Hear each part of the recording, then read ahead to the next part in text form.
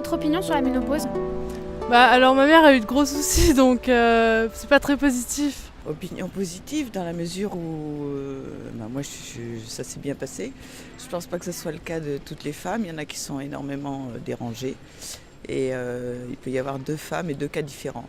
C'est une contrainte quand même, mais en même temps ça rassure sur le déroulement de la vie. Elle est plutôt positive.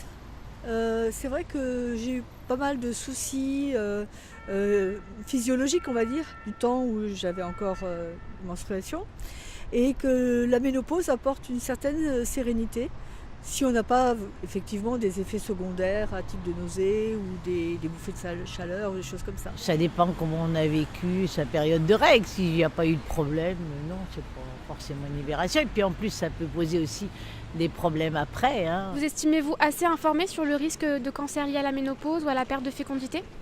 Alors, pas assez informée sur sans doute des cancers dus aux médicaments qu'on force à prendre aux femmes qui sont en préménopause.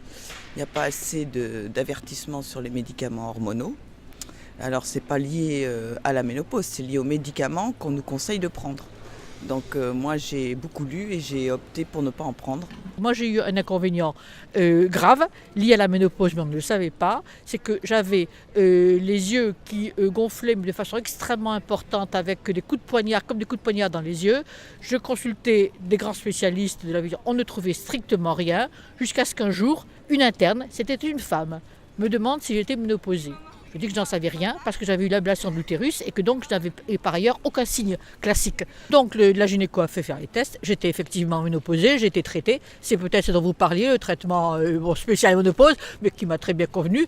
Et tout s'est arrêté par ailleurs. Donc c'était, m'a dit la spécialiste, l'interne, de vu que c'était quelque chose de classique, qui n'est pas très connu, mais c'est classique que la sécheresse ne soit pas uniquement sur les muqueuses, mais également sur les yeux. Et ça, c'est méconnu. Oui, personnellement, je le suis, voilà.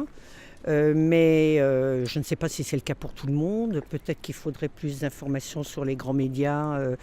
J'entends par là surtout la télévision, parce que les gens regardent la télévision essentiellement. Peut-être les réseaux sociaux pour les plus jeunes, bien évidemment.